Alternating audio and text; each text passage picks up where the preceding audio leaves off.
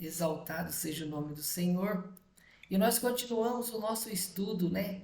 Trabalhando a nossa fé com temor e tremor, assim como está escrito em Filipenses 2:12. Trabalhe a sua própria salvação com temor e com tremor.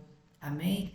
E nós vemos, amados, como, né, as coisas são quando se prega o verdadeiro evangelho, né? Você vê que a palavra do Senhor diz assim que o céu é tomado à força. Amém, amados? Não é que o céu é invadido, não. É com esforço, né? Temos que nos esforçar para fazer a vontade de Deus. Temos que nos esforçar para andar em santidade, em arrependimento, para fazer a vontade de Deus. Então nós vamos continuar, né? Os argumentos para trabalhar a nossa salvação, né?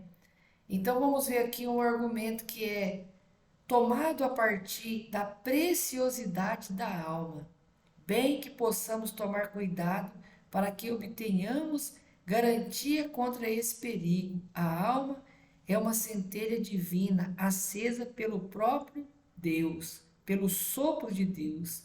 Ela supera a importância do mundo. Aí vocês anotam aí Mateus capítulo 16, versículo 26, para estar lendo durante a semana. Amém? Então, Mateus capítulo 16, versículo 26. Então, amados, aqui é um argumento para nós trabalhar, para motivar esse trabalho, é a preciosidade da nossa alma, né? A nossa alma, amados, tem um preço extraordinário, né? Se você vê que juntando metade de toda a riqueza do planeta Terra, nada seria. Não pagaria o valor de uma alma. E você vê quantas almas não existem no mundo, né? Então a alma ela é muito, muito preciosa, tanto para nós como para Deus, né? Porque você vê que é o sopro de vida. Quando Deus soprou no homem, o sopro da vida entrou a alma. Então nós passamos a ser um ser vivente, né? De nós temos a diferença dos animais. Você vê, nós temos o intelecto, né? Além de nós termos o intelecto, nós temos um raciocínio e nós temos também, né, no nosso raciocínio, nós temos, quando nós somos um cristão nascido de novo, nós temos também, né, os atributos de Deus dentro de nós. Você vê que tem pessoas que quando ela começa a andar em arrependimento, em santidade, fazendo a vontade do Senhor, ela se torna um coração sensível à voz de Deus, ela se torna uma pessoa piedosa, ela se torna uma pessoa que as pessoas falam assim: ah, você é muito boba, né? Às vezes você vê que a pessoa faz o mal para o cristão e ele, no momento, por ele ter a natureza do pecado, ele até tenta enrevidar, mas a hora que ele vai dar o troco, ele não tem aquela coragem de fazer a mesma coisa. Por quê? Porque os atributos de Deus, o sentimento de Deus está dentro daquela pessoa. Então isso é o fruto de um convertido, fruto de um novo nascimento. Porque se nós dizemos que somos nascidos de novo, mas se nós não temos os atributos de Deus dentro de nós, o amor, a paciência, a mansidão, não é verdade? Então nós não nascemos de novo. É como está escrito lá em Isaías: a fé e o testemunho. Quem não andar conforme essa palavra, não há luz nele. Então você vê que não adianta a pessoa falar que tem fé, mas se ela não tiver um testemunho daquela fé, então ela não há luz nela, não há Deus nela, né? É o mesmo que no Novo Testamento também a palavra fala sobre isso. A fé sem obra é morta. Por quê? Se você tem fé, mas você não tem obras compatíveis com a sua fé, então a sua fé é morta. É uma fé teórica. Então é uma fé que ela não é colocada em prática, né? Então você vê que a alma é um bem muito precioso, né? Nós somos uma essência de Deus dentro, né, do nosso corpo. Então, quer dizer, a nossa alma, o nosso espírito veio de Deus. Amém? Por isso é preciosa, é muitíssimo preciosa, né? Então, o que que nós entendemos? Se somos filhos de Deus, temos que obedecer. Se somos filhos de Deus, temos que fazer a vontade de Deus. Se somos filhos de Deus, nascidos de novo, depois que nós nos arrependemos e decidimos andar em santidade e arrependimento, então nós temos que ter a característica do nosso Pai, né? Como nós dizemos aquele estudo passado, né? O pintinho tem a característica da galinha, o filhinho do pato tem a característica do pato, não é verdade? Então, se nós somos filhos de Deus, temos que ter a semelhança que a Bíblia diz de Deus, que Deus colocou em nós, né? Então você vê que a preciosidade da alma é muito preciosa. Então isso nos motiva a preparar e a trabalhar nossa salvação para entrarmos no reino de Deus. Amém? É um espelho brilhante em que alguns raios refletados de sabedoria, de santidade de Deus, resplandece. A alma é uma flor da eternidade. Deus a fez capaz de comunhão com Ele. Seria a falência do mundo dar a metade do preço de uma alma. Quer dizer, o mundo entraria em falência se ele desse metade da sua riqueza numa alma. Porque você vê que não tem preço. É isso que está querendo dizer. Não tem preço, né? Então, outra coisa, amados, que nós vemos aqui, você vê que aqui fala sobre o que? A santidade, né? Sabedoria e santidade. Então, você vê que no nosso ministério nós preservamos o arrependimento, a santidade. Porque sem essas características não podemos dizer que somos um cristão, né? Você vê que um cristão que, quando nós falamos em santidade para ele, e ele se rebela, ele está rebelando contra Deus, então ele nunca vai poder entrar no céu. Se para entrar no céu a palavra diz que sem santidade ninguém verá o Senhor, imagina entrar no céu. Então é um requisito que o Senhor requer do cristão nascido de novo, né? A santidade. Então a alma, ela é uma flor da eternidade, porque a alma não vai morrer. O nosso corpo vai morrer, mas a alma vai permanecer para sempre.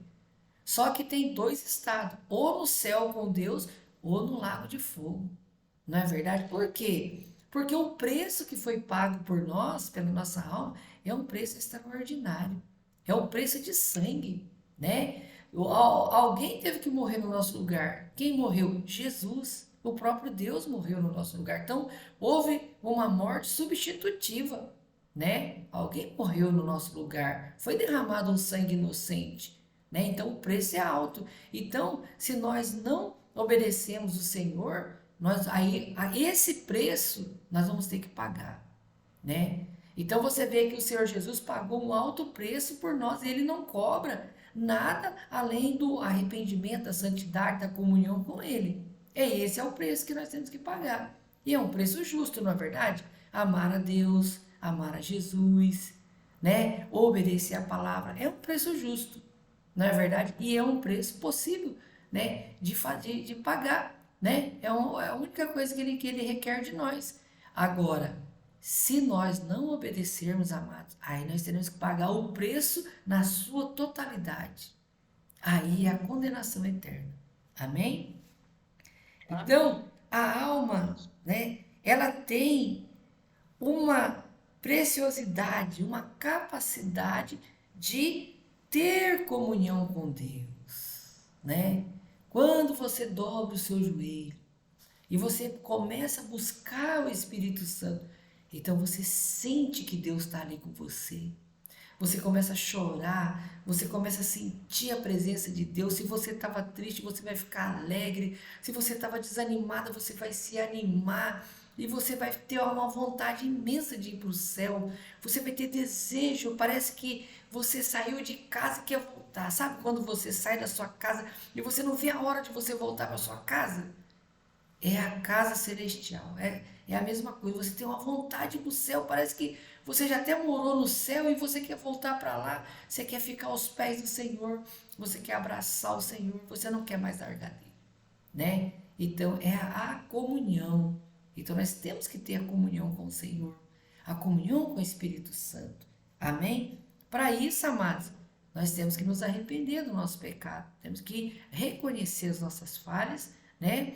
Não praticar novamente aqueles velhos hábitos, aquele pecado, e através disso nós buscar o Espírito Santo para que nós venhamos andar em santidade, né? Arrependimento, santidade, né? Para que nós venhamos ter comunhão com Deus. Porque não adianta nós querer ter comunhão com Deus tendo comunhão com o mundo, né? Não tem como agradar a Deus e agradar o inimigo, não é verdade? Quão altamente valiosa Cristo fez a alma quando ele vendeu para comprá-la. Ó, então é digno de piedade que esta excelente alma, esta alma para o qual Deus convocou um conselho no céu quando ele a fez, deverá fracassar a ser arruinada por toda a eternidade? É uma pergunta, né? Então nós vamos fracassar? Nós vamos perder esse privilégio? Vamos perder o sangue de Jesus? Não, amados, não podemos perder, né? Nós aprendemos que não é pelo nosso esforço, é pelo sangue de Jesus, mas nós temos que fazer a nossa parte, amados. É como nós demos o exemplo, é como se nós estivéssemos dentro de um buraco e Deus estende a mão dele e fala: estende a sua. E você apenas tem que pegar na mão do Senhor. Quem vai te puxar para o céu é o Senhor, mas você tem que estender a sua mão.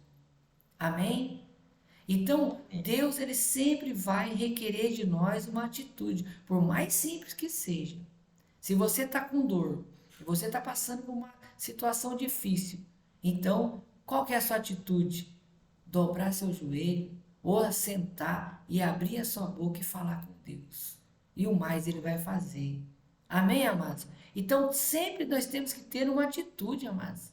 É como a criança. Imagina você uma criancinha, eu uma criancinha. Deus fala, vem, e você não sabe andar, mas você vai ter que dar os primeiros passinhos. A hora que você for cair, ele te pega nos braços. Você entende? É isso que Deus fala. Vem, ele fala, ele dá ordenança, vem. E você não sabe andar. Você vai dar o primeiro passinho, se você for que ele te pega na sua mão. Amém? Você estende as mãos e ele pega a sua mão e te puxa para o céu, te tira do abismo, te tira do sofrimento.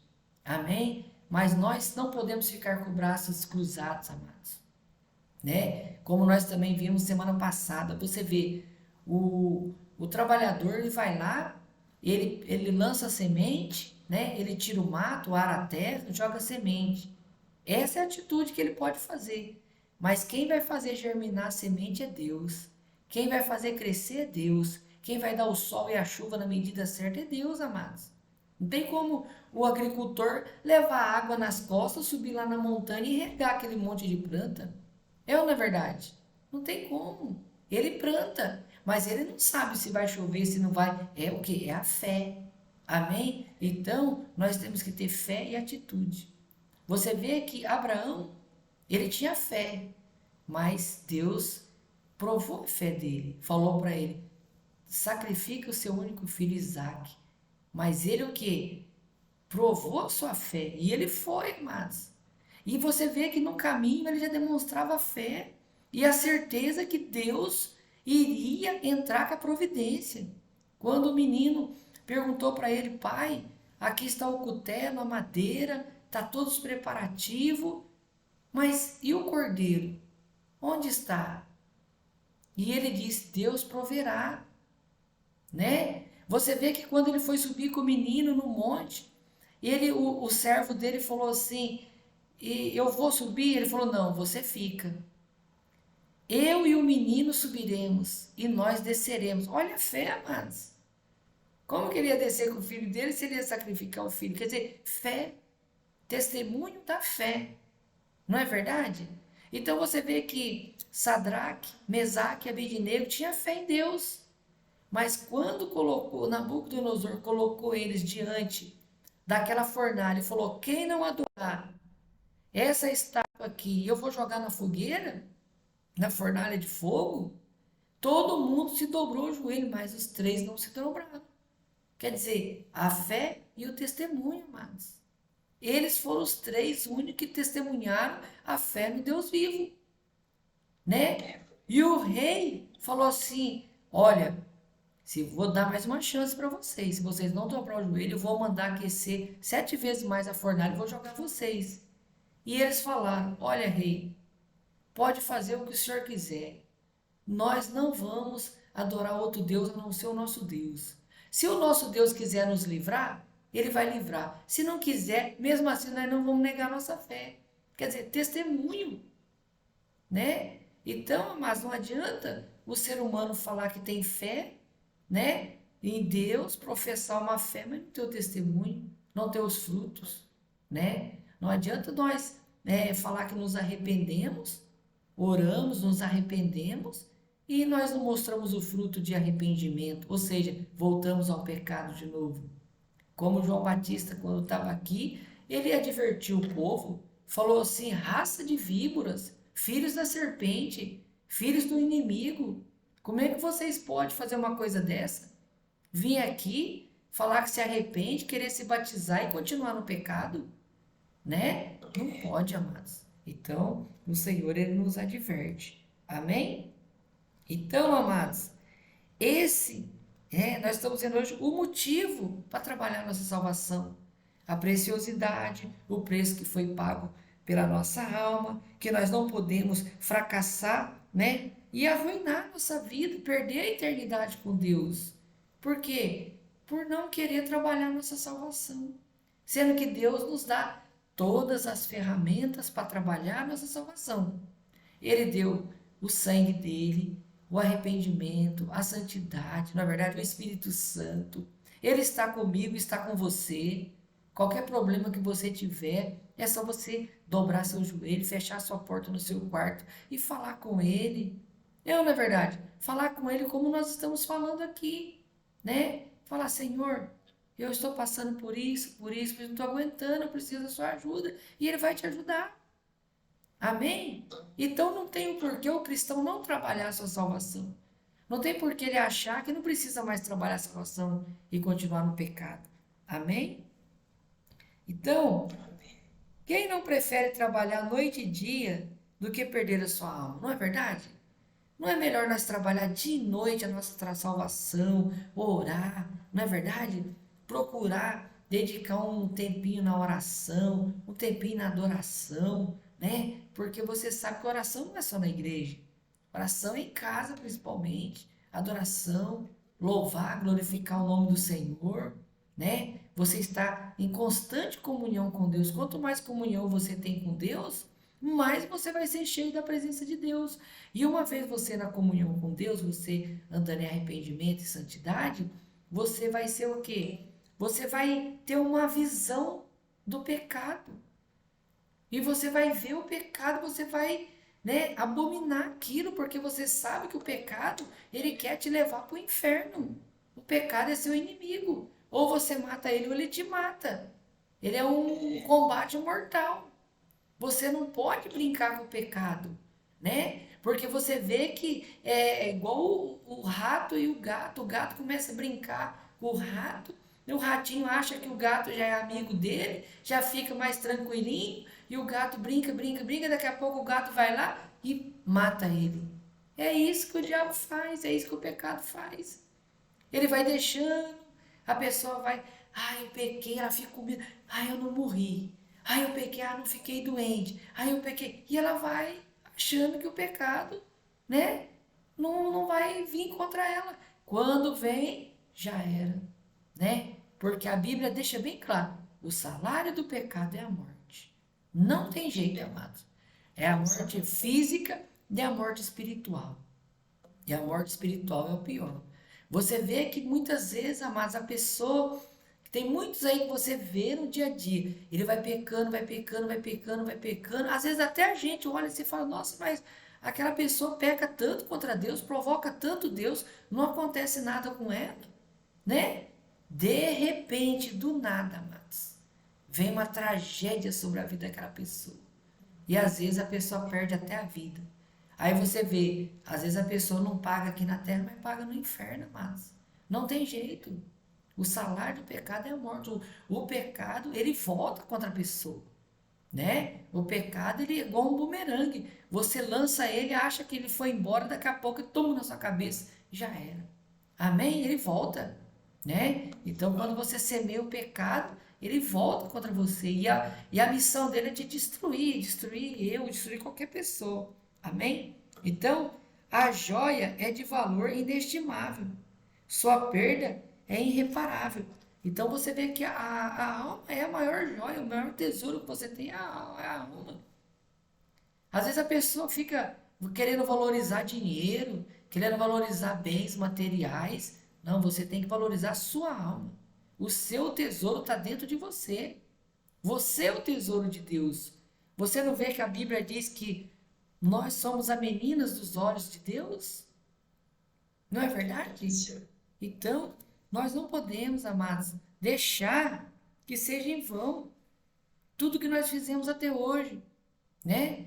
Porque o que adianta a pessoa, às vezes, se esforça, esforça, esforça, chega no fim da carreira, ela começa a olhar para trás, começa a voltar na apostasia, começa, né, a praticar pecado, e daqui a pouco tudo que ela tinha conseguido, ela perde. Amém? Então, outro argumento é atividade e engenhos santos enobrece o cristão. Então você vê que quanto mais dificuldade a gente passa para trabalhar a nossa salvação, isso vai enobrecendo o cristão, né? Quanto mais excelente qualquer coisa é mais ativa. O sol é uma criatura gloriosa. Ele nunca fica parado, mas percorre o seu circuito ao redor do mundo. O fogo é o elemento mais puro e mais ativo, que é sempre brilhante e flamejante. Os anjos são as criaturas mais nobres e mais ágeis, por isso eles são representados pelos querubins com as asas estondosas, né, grandiosas. Então, amados, você vê que o sol tem a sua glória, mas ele não para, ele faz a parte dele. Os querubins fazem a parte dele, né? Então, o fogo, então todos, até os elementos, amados, ele tem os seus afazeres, não é verdade? Ele tem uma trajetória a fazer. Então por que nós iríamos ficar parados e iríamos deixar de trabalhar a nossa salvação, né? Salomão nos disse que a sonolência os faz vestir-se de trapos. Provérbios 23, 21. Amém? Anota aí, Provérbios 23, 21. A infâmia é um dos trapos que paira sobre ele, e Deus odeia um temperamento maçante. Lemos na lei que o burro, não sendo de casco fendido, não deve ser oferecido em sacrifício. Amém? Então você vê que a preguiça, amados, a preguiça, ela é algo que Deus abomina, né? Por isso ele falou preguiçoso, vai ver com a formiga, né? Tem gente que vai orar, começa a orar, vem a preguiça, vem a coceira, coça a cabeça, coça a orelha, coça o pé, vê o pernilongo, morde. Amados, faz de tudo, né? Tudo acontece para a pessoa deixar. O celular toca, alguém chama, né? Ou a mensagem do WhatsApp apita, aí a pessoa já vai ver a mensagem, né? Um desrespeito, porque quando você vai orar a Deus, você chama a Deus, é como você falasse assim: Senhor, senta aqui que eu preciso conversar com você, o Senhor, né? Que hoje em dia a igreja chama o Deus de você, mas nós temos chamado de Senhor, né? O Senhor, não é verdade? Agora, tem gente que não diz respeito, chama Jesus de você, acha que Jesus é um parente dele, né? Ah, Jesus, senta aqui. Ah, eu te dei esse valor em dinheiro, agora você tem que me abençoar. Quer dizer, é uma irreverência, né? Chamar Deus de você, Jesus de você, não tem reverência. Aí a pessoa começa a orar, aí toca um apito da mensagem do celular. É a mesma coisa que ele fala assim, ó, Deus, dá licença que a minha mensagem é mais importante que o Senhor. Jesus, o Senhor me dá licença aqui que eu vou ver aqui, alguém mandou uma mensagem no WhatsApp. Já pensou, amados? Você já imaginou? Olha para você ver como é uma reverência tão grande. Você imagina alguém vai aí na sua casa conversar com você e fala assim, irmã Edinalva, eu preciso conversar sério com a senhora. Aí você vai atender aquela pessoa com todo o carinho, não é verdade? Né? Uma filha, um parente ou uma vizinha que é chegada sua, fala, Edinaldo, eu preciso falar com você urgente. Aí você vai. A hora que começa a conversar com você, que você tá ali com ela ouvindo, daqui a pouco ela fala assim, Edinaldo, dá licença aí que eu vou ver meu WhatsApp aqui. Não é uma falta de educação, mano? Não é verdade? Ou você está falando com a pessoa, contando uma coisa importante, a pessoa te interrompe e fala assim: para um pouquinho aí, espera aí que eu parece que veio uma mensagem aqui. Aí você perde até a vontade de conversar com essa pessoa, mas se nós que somos carnal, pecador, nós já achamos ruim uma coisa dessa, já é uma irreverência. Você imagina aquele que é todo poderoso, criador dos céus e da terra, quando um simples mortal começa uma oração e deixa, mas, né? Isso é falta de reverência, é falta de temor, né? Então você vê como que a igreja moderna hoje tem tratado o Senhor, né? Na verdade, Deus não nem ouve mais eles, porque, em primeiro lugar, não se arrepende, né? Em segundo lugar, não tem santidade. Como que Deus vai ouvir uma pessoa dessa, né? Então aqui nós vemos que a preguiça, amados, aqui, ó, a sonolência, o sono, a preguiça, faz a pessoa vestir-se de trapos. Quer dizer, se você vê, tem muitos aí que não tem preguiça, não quer trabalhar. Tem gente que arruma serviço, daqui a pouco já faz um jeito de se mandar embora porque tem uma preguiça danada. Quer dizer, nós não podemos ter esse exemplo na vida espiritual. Na vida espiritual também não pode ter preguiça. Na vida espiritual, nós temos que nos esforçar. Não é pelo nosso esforço, mas a nossa parte nós temos que fazer, mas, né? A nossa parte é a mesma coisa você fazer algo para uma pessoa, né? Por exemplo, a pessoa está com fome. Você vai lá dar um arroz, um feijão para aquela pessoa. Aí aquela pessoa leva para casa dela. Aí chega lá, ela olha a panela, olha o fogo, fala: Ah, eu não vou fazer isso aqui não. Ela pega aquele arroz, aquele feijão lá que você deu, joga fora e vai pedir. Quer dizer, se você ficar sabendo, você não vai ficar chateado com essa pessoa, mano. Poxa, você tirou algo seu, deu para ela. Ela, por preguiça, ela foi lá e jogou fora, preferiu pedir do que fazer. Ela queria a comida pronta, não queria fazer. Ela chega na sua casa e fala assim: Oi, Dinalva, eu tô com fome, dá alguma coisa para me comer? Aí você pega lá um feijão, um arroz, um macarrão, né? Pega lá uma latinha de sardinha e dá para ela. Aí ela vai para casa dela, aí chega lá e ela fala: Ah, eu fazer isso aqui demora muito. Ah, eu queria pronto. Aí eu vou jogar isso aqui fora, eu vou pedir lá para dona Antônia lá. Ô, dona Antônia, eu quero comer, mas eu não quero pronto. Não é verdade? Quer dizer, olha para você ver, é um exemplo que a gente dá. Então, em outras palavras, as pessoas querem que Deus faça a vontade dela, mas não quer orar, não quer santidade, não quer arrependimento, quer tudo de mão beijada. Acha que Deus é obrigado a dar as coisas para ela, né? Então, é igual uma pessoa que recebe um alimento. Ele tem que fazer o alimento. Agora, tem gente que não quer, ele recebe o alimento, mas ele acha que é difícil fazer um arroz, um feijão, ele está acostumado àquela vida de pedir e pegar tudo pronto. Amém, amados? Então não é assim que funciona, né? Operar a salvação é o que fará com que a morte e o céu seja doce para nós. Quer dizer, quando você trabalha a sua salvação, quando você anda em arrependimento, em santidade, então você não tem medo da morte. Porque você já passa a ser como o apóstolo Paulo diz, viver é Cristo e morrer é lucro, porque você sabe que se você morrer, você sabe onde você vai. Você tem a certeza, você está trabalhando a sua salvação. Não é verdade? Você está trabalhando dia a dia. Dia a dia você está se arrependendo. Dia a dia você tem tomado cuidado para você não pecar contra o Senhor. Então você está trabalhando, você tem certeza, você está ciente daquele trabalho que você está fazendo. Não é pelo seu sacrifício, é pelo sacrifício de Cristo, é pelo sangue de Jesus. Mas você está fazendo a sua parte, né? Você vai até onde você pode. O mais o Senhor vai fazer por você, mas a sua parte você vai ter que fazer, né? E se uma vez que você faz a sua parte, você está mais tranquila, porque você está fazendo a sua parte. Então Deus está vendo que você está se esforçando. É ou não é verdade? Aí, né? Ó, vocês que vêm trabalhando pela sua salvação durante todas as suas vidas, quão confortável vocês podem colocar a sua cabeça durante a noite na sepultura sob um travesseiro de pó, na esperança de uma ressurreição gloriosa. Quer dizer, você sabe que você vai ser ressuscitado pelo Senhor, porque você está se esforçando. Você está fazendo a sua parte. Então, muito maior é Deus para fazer a parte dele. É ou não é verdade? Então você deita e você entrega o seu espírito para Deus. Você fala, Senhor, eu entrego a minha alma, o meu espírito. Se eu acordar aqui, amém. Se eu acordar aí com o Senhor, melhor. Quem está compreendendo? Agora, quando a pessoa não tem certeza da sua salvação, ela está no pecado, ela não gosta que ouve a palavra inferno, ela não gosta que fala de morte, por quê? Porque ela não tem certeza da sua salvação, ela não está trabalhando a sua salvação, né?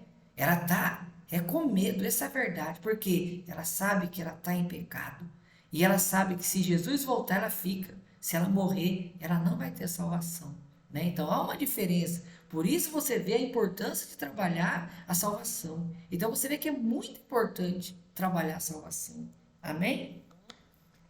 Este será o leito de morte cordial, isso adoçará o céu. Quanto maiores as dores que os sofrimentos rumando para o céu, mais doce será quando chegar lá. É agradável para o homem olhar para o seu trabalho e considerar o seu fruto. Quando ele plantou a árvore em seu pomar ou cultivou flores, é agradável ver e rever os seus trabalhos.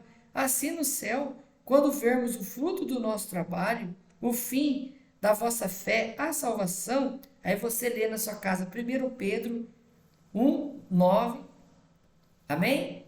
Isso fará com que o céu seja mais doce. Quanto maiores as dores que sofremos rumando para o céu, mais bem-vindos serão, quanto mais suor, mais doçura. Quando um homem pecou, o prazer se foi e continua a ser ferroado, mas quando ele tem se arrependido, o labor se foi e a alegria permanece. Amém? Então você vê, ó, mais uma vez, o arrependimento, né? Santidade, arrependimento. Você vê que essas duas características não pode faltar na vida do cristão. É se arrepender, né? E andar em santidade. Em outras palavras, se arrepender, nascer de novo e viver dali para frente como uma nova criatura. Amém? Então você vê que aqui também fala que o fim da vossa fé é a salvação. Quer dizer, quando terminar o labor nessa terra, nós vamos ter a nossa salvação. E quanto mais nós sofrer, quanto mais difícil for para nós, quando nós chegar no céu vai ser mais doce. Nós vamos ter uma alegria muito maior. Porque tudo que você faz, é igual a mãe, né? Quem é mãe aqui sabe. Passa a gestação, tem mãe que passa por problemas, uma dificuldade danada, tem a dor do parto. É ou não é verdade? É algo terrível. Mas quando nasce a criança, ela até esquece tudo que ela passou. Esquece ou não esquece? Esquece a dor, esquece o enjoo, esquece tudo. Olhou para aquela criancinha lá, aquilo é a recompensa da mãe. É o fruto daquele sofrimento. É assim ou não é? E aqui a mãe se esquece até do, né? E ela fala o quê? Valeu a pena. É assim ou não é? Valeu a pena. Aí você olha para aquela carinha, aquela bebezinho lá, que bonitinho lá, pequenininho, e você fala, valeu a pena. Se fosse preciso, eu passava por tudo de novo. Valeu a pena. Não é verdade? Então, assim, amados, quando nós chegar no céu, quando nós olhar todas aquelas maravilhas, a salvação eterna, Jesus, os patriarcas, um conhecendo o outro, você vê aquela festa, as bordas do cordeiro, não tem mais sofrimento, não tem mais nada, só alegria. Meu Deus, você vai olhar, você fala, eu tinha que ter sofrido mais, eu tinha que ter feito mais, eu tinha que ter orado mais, porque valeu muito a pena. Valeu a pena demais, meu Deus, que maravilha, que coisa tremenda. Se eu soubesse que era assim, eu teria orado muito mais, né? Então, amados, né? Você vê que é assim, então vai ser uma alegria perpétua, vai ser uma alegria eterna, né? E todos iremos nos alegrar. Amém? Então você vê que nós estamos vendo esses argumentos para nós trabalhar a nossa salvação. Amém? Então, no próximo estudo nós vamos continuar. Amém? Aí nós vamos ver razões para pensar seriamente nessas coisas. Então, cada estudo nós vamos vendo algo diferente, né? Nós vamos ver no próximo estudo o quarto argumento, né? E então nós vamos, para a gente, pense seriamente nessas coisas. Então, tem algumas coisas sérias para nós pensarmos. Amém? Tudo isso, amados, para nos encorajar, né? Para lutarmos, né? Contra nós mesmos, nosso orgulho, contra tudo e todos, para que nós venhamos nos preparar, mas porque nós sabemos que será, mas tremendo, né? Será algo assim inacreditável, né? Você vê que quando o apóstolo Paulo foi levado aos céus, quando ele voltou, ele não conseguiu descrever. Ele falou assim: a única coisa que eu posso adiantar para vocês é: nunca olhos viram e nunca penetrou no coração humano o que Deus tem preparado para aqueles que o amam. Olha só para você ver, né? Porque é algo extraordinário. Você vê que quando o apóstolo Paulo estava aqui, né, no final da sua carreira, ele estava doido para ir embora para o céu. Ele falou assim: ó, eu sei que eu quero ir, mas eu ainda tenho que ficar aqui mais um pouco para me ensinar vocês. Então ele estava numa agonia terrível, né? Ele queria ir embora, estava doido para subir, mas tinha que fazer algumas coisas aqui ainda. Amém? Então, nós também é a mesma coisa, né? Enquanto o Senhor está nos dando tempo, amados, vamos nos preparar, né?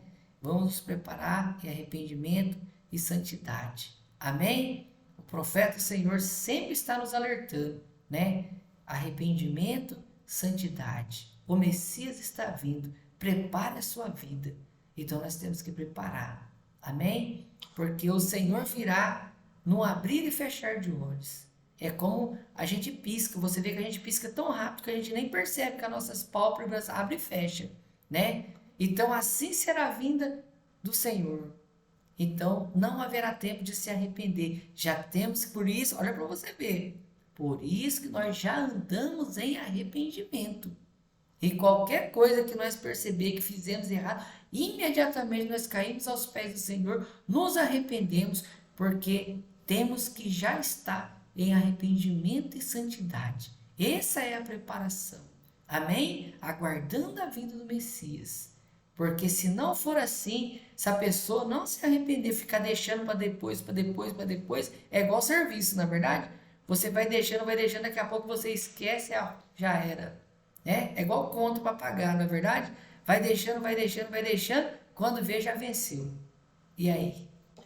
É a mesma coisa. Se você vai deixando de se arrepender, deixando de andar em santidade e vai fazendo vista grossa, quando vê Jesus vem, você fica, você fala: uau, nem vi. E agora? Aí já é tarde. Amém? Então, vamos nos preparar seriamente, né? Esse estudo é muito importante, né? Quando eu li esse estudo pela primeira vez, eu fiquei encantada, amado. Eu falei: meu Deus, eu não sabia que é tão sério a preparação e não sabia que era tão sério trabalhar a nossa salvação. Amém? Então, na próxima quarta-feira nós estaremos de volta, no poderoso nome de Jesus, continuando esse estudo. Amém?